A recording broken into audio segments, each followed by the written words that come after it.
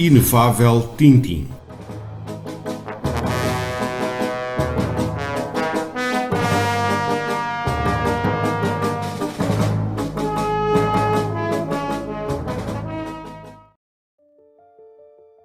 Tintin pertence a um mundo que em espanhol se chama cómics, termo para mim assaz impróprio, pois sugere uma comicidade, um efeito de gargalhada que nem sempre é fundamental neste género de literatura. Penso que a designação de historietas que se utiliza na América Latina é mais aceitável, na medida em que se refere a pequenas histórias, pondo de parte toda a banalidade subconsciente.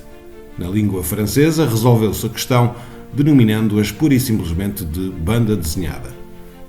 É bem certo que, num mundo tão carente quanto a imaginação e qualidade literária, este género veio preencher uma grande lacuna, uma vez que, da maneira mais simples, nos facilita o acesso a personagens quase impossíveis de expressar só com palavras e que, a despeito de existirem num mundo diferente do nosso, colhem deste mesmo mundo e de nós próprios certas intimidades psicológicas, aspirações e maravilhas. Tintin é um exemplo típico e, ao mesmo tempo, extraordinário.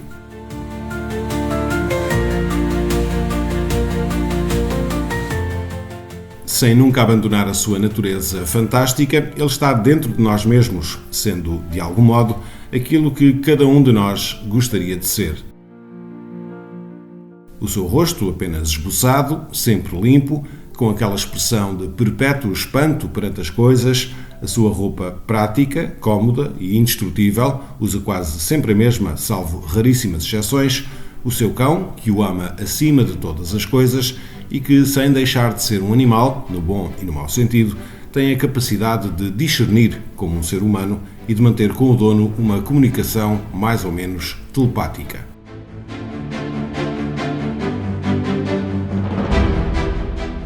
Além do mais, Tintin é essencialmente bom, valente e generoso. Não teme a solidão, nem o aborrece a companhia. A sua vida é uma aventura permanente, sem, contudo, deixar de ter uma certa tranquilidade aristocrática e uma serena contemplação.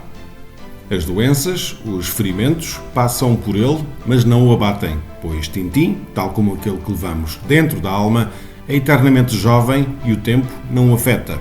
Não envelhece e a sua expressão física ancorou numa idade naturalmente maravilhosa, a adolescência, essa a que falsamente se chama a idade difícil, porque o que a tornou difícil foi a absurda pedagogia do materialismo e da hipocrisia. Como um pequeno Ulisses, é imensamente inteligente e astuto. Transforma as dificuldades em degraus para subir até chegar sempre à vitória pessoal e ao triunfo de tudo o que é justo e bom. E tal como os heróis das antigas sagas, é misteriosamente dotado, entende e faz-se entender em todas as línguas, conduz logo à primeira todos os veículos, quer sejam automóveis, motocicletas, barcos, aviões e até naves espaciais. Nenhuma arma, pequena ou grande, apresenta problemas para ele e, ainda que jamais mate seja quem for, consegue manejá-las com mestria, incomparável pontaria e eficácia. Entende de explosivos e jardinagem, de música e ciências. É pacífico, mas não pacifista. Domina a arte da autodefesa e os seus socos deitam abaixo os homens mais corpulentos. Nada, mergulha, faz alpinismo. Só pelo som consegue diferenciar o silvo de uma bomba do som que produz uma granada de defesa antiaérea que cai sem explodir.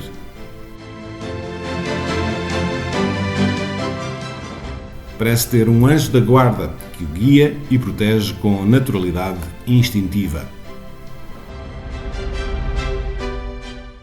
Contudo, também é humano, tem as suas limitações psicológicas e costumes nacionalistas. Viajante incansável, não deixa por isso de ser muito europeu, vendo as coisas por essa ótica. E, além disso, é belga. Para ele, toda a pistola em que pega é uma Browning, e tanto pretos como amarelos lhes são simpáticos, mas sempre dependentes e com defeitos de pronúncia. Os seus inimigos têm geralmente um suspeito nariz aquilino. Os indivíduos tortuosos que se lhe opõem têm uma expressão oriental, ou características de donos de multinacionais mais ou menos norte-americanos. Traça com ascética veracidade os guerrilheiros latino-americanos de repúblicas das bananas e aceita a realidade histórica, o heroísmo certo e oportuno dos povos miseráveis que continuam sendo quando submetidos a um general Tapioca ou um general Alcazar.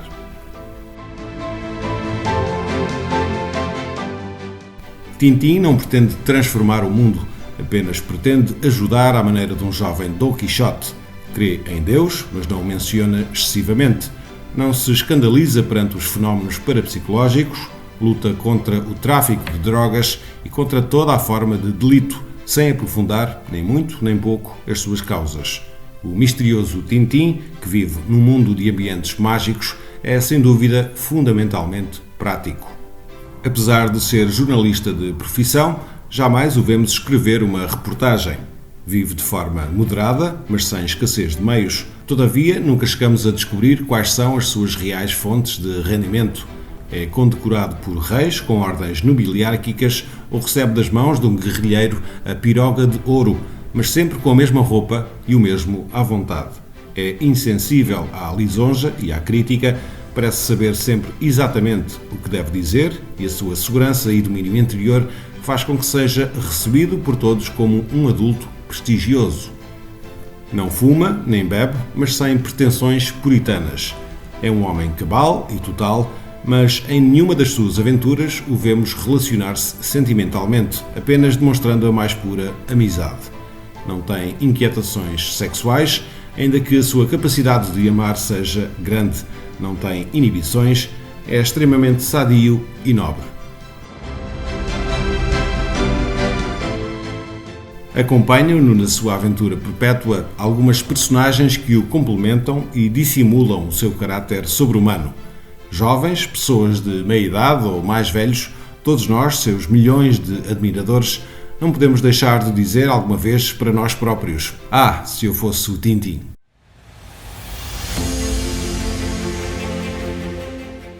O seu criador foi o desenhador Rémy Georges, mais conhecido pelo pseudónimo Hergé, que deriva do seu nome autêntico.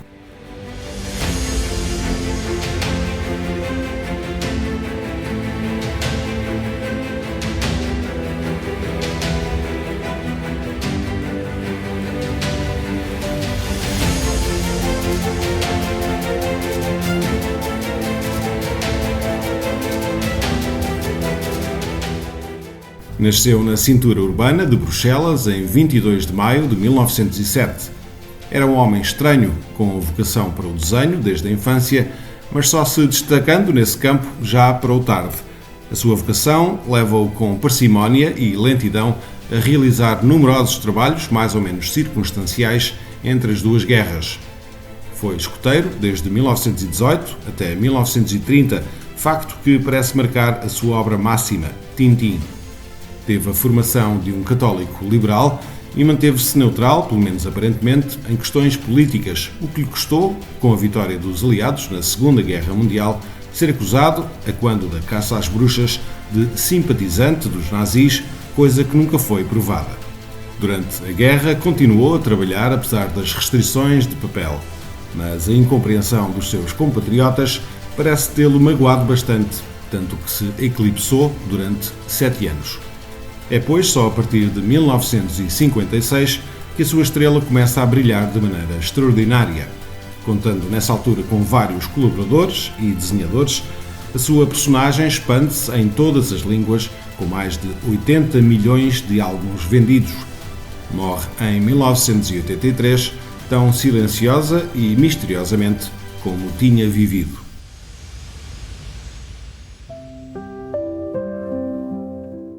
Tintin, seu filho pródigo, ilustrou cartões de Natal e mereceu uma estátua em Bruxelas.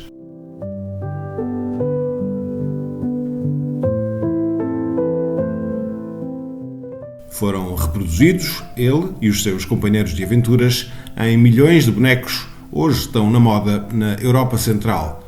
Fizeram-se também filmes adaptados nos estúdios Hergé, não tendo sido também esquecido pela televisão.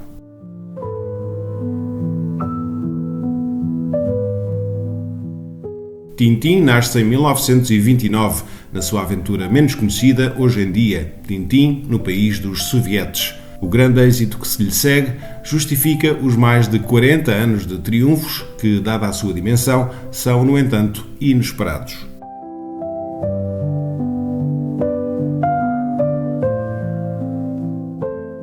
Muitos estudiosos do fenómeno Tintin procuraram encontrar na vida do seu autor as causas, as motivações que justificassem as características da sua personagem, características essas muitas vezes enigmáticas, bem como o comportamento e a natureza dos seus companheiros de aventura, desde Milou até ao professor Tournesol. Tem-se dito que o mal de muitos críticos de arte é o facto de não serem artistas. O autor deste trabalho está absolutamente de acordo com essa teoria e acredita inteiramente no que diz Hergé quando se defende dos jornalistas, explicando que a sua personagem tem vida própria e que muitos dos seus atos e conclusões não são exatamente os seus.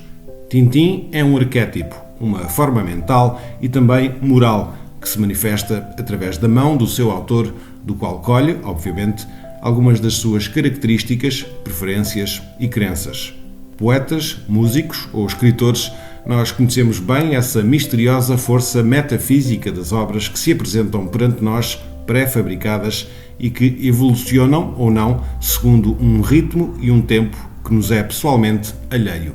Em 1929, Tintin não nasce só. Falo em companhia do, desde então, inseparável cão Milou, glutão, tentado pelo álcool que ocasionalmente se entorna, brigão e travesso, mas sempre um extraordinário complemento de Tintin. Ele chega até a conversar com o seu dono, ou pelo menos assim nos parece. Como ele e como todas as demais personagens que acompanham Tintin, está completamente fora da nossa concepção de tempo. Não envelhece, faz parte do milagre, sem deixar de ser profundamente enternecedor. Em 1941, aparece o Capitão Haddock.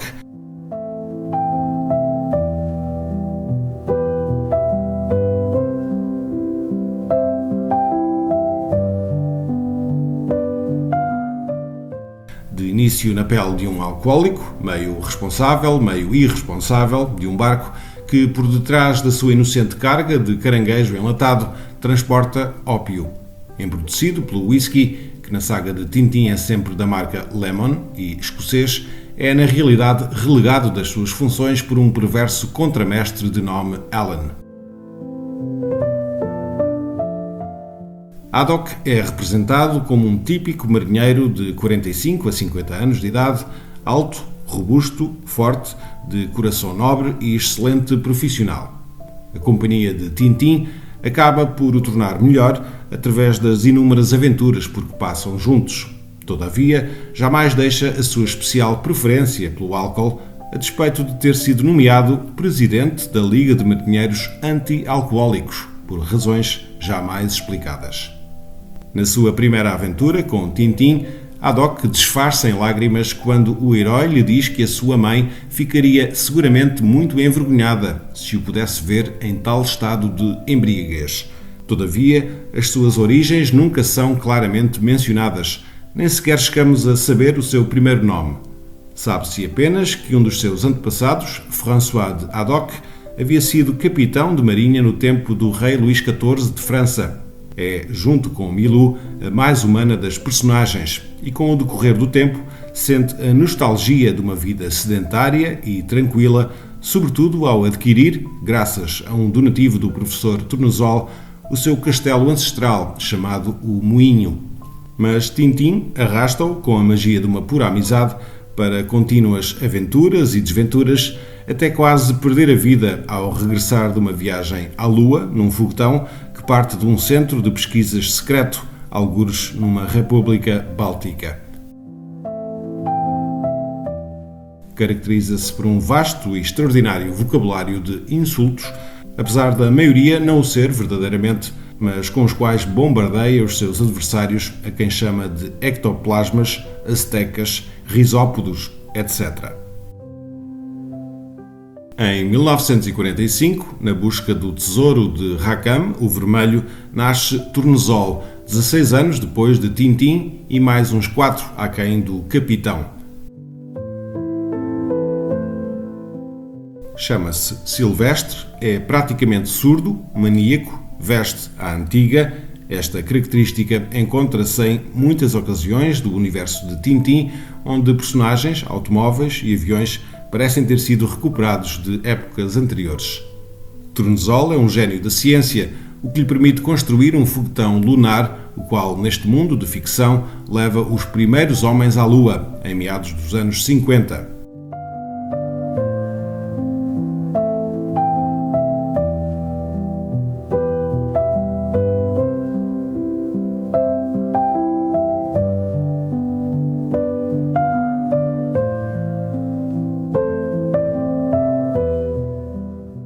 Acredita na radiestesia e é um ótimo jardineiro.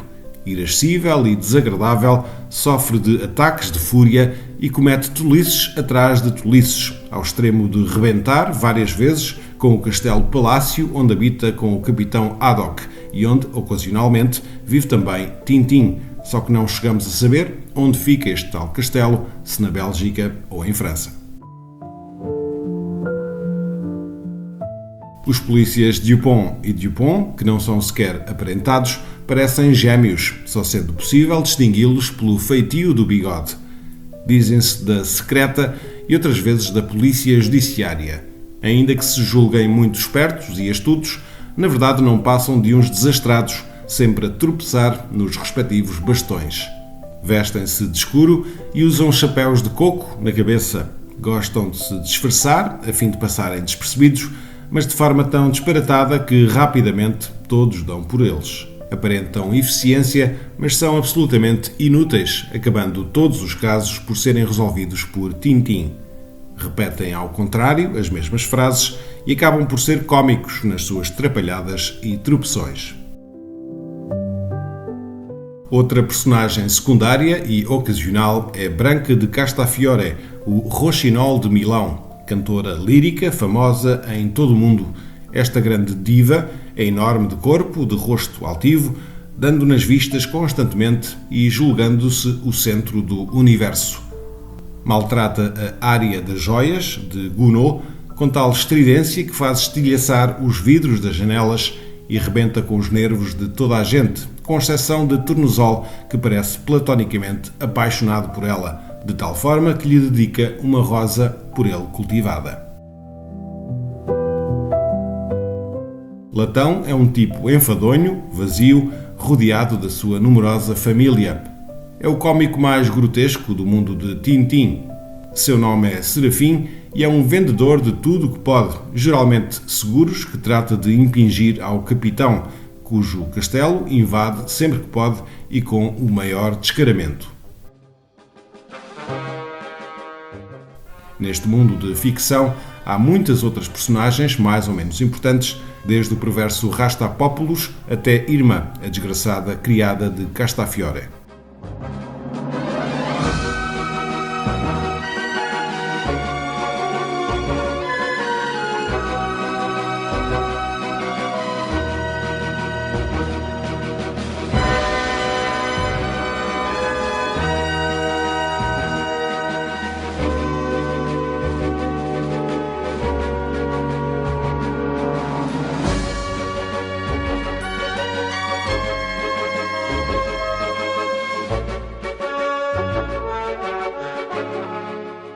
Trata-se, na realidade, de um mundo complexo, apaixonante e tremendamente simples.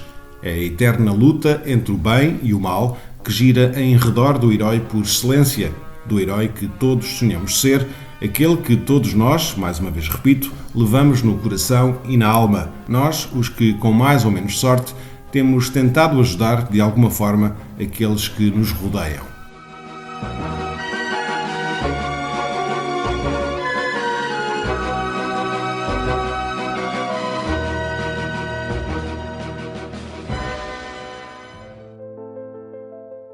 Tintin não morreu, mas as suas aventuras, sim, parecem estáticas, sem ninguém para as continuar, pois o médium deixou este mundo, talvez para se reunir com um Tintin mais real que Hergé, um Tintim que nos contempla com o seu rosto apenas esboçado, sempre com um ar surpreendido e muitas vezes sorridente. Assim pareceu intuí-lo claramente o seu autor quando, em 1964, dirigiu a Tintim a seguinte carta: Meu querido Tintim, há 35 anos que és meu filho e é a primeira vez que te escrevo. Foi o meu desejo, logo desde o princípio, que vivesses a tua vida. Partiste 20 vezes para correr o mundo. Durante este tempo, eu, com o lápis na mão, gratujava toneladas de papel, sonhava com as tuas aventuras. Assim, pois, desde sempre temos estado separados e ao mesmo tempo unidos pelo vínculo mais estreito que pode unir dois seres. Tenho o hábito de me corresponder contigo, mas não por carta. Talvez por isso mesmo, ao começar esta carta, sinta tanta falta de segurança e uma certa emoção. Tu intimidas-me, Tintim. Se estou orgulhoso de ti, sim, evidentemente. Deste-me grandes alegrias e também muitos quebra-cabeças, mas jamais me deste o mais pequeno motivo de tristeza ou de descontentamento. Houve inclusivamente uma época, a da minha juventude, em que o meu ideal era parecer-me contigo. Teria gostado de ser um herói sem medo e sem mácula. Mas, ai de mim, foi uma ilusão que há muito se desvaneceu. Já não transcrevo a palavra evangélica. Ser perfeito como o teu filho é perfeito. Perfeito, se alguém o é, tu, sim, és perfeito. E eu devia estar mais que satisfeito. Por que razão, pois, me sinto vagamente decepcionado? Acho que é exatamente por seres demasiado perfeito. Porque eu, o homem normal, nascido de pais normais, tenho um rebento que não é como os demais. De quem herdaste isso? Por que razão há em ti algo, como dizer, que não é completamente humano? Eu que tinha tantas ilusões, tantas esperanças a respeito do capitão Haddock. À força de se relacionarem vocês os dois, ele devia fatalmente civilizar-se, e tal aconteceu, de certa maneira, mas no que se refere a ti, não adquiriste nada da sua rudeza, nenhuma das suas fraquezas, não ficaste com nada dele, nem sequer um dedal de whisky. Mas aqui me detenho. A minha mão foi retida por um anjo, colega daquele que muitas vezes retém Milou em alguma descida perigosa. Devia ter-te lançado em alguma carreira profissional, digamos, o jornalismo, ou melhor, na cavalaria. Eu tinha esse direito, não? Mas, pensando bem, creio que não deve ser o pai a guiar o filho na escolha dos seus defeitos. Saúde, rapaz, saúde.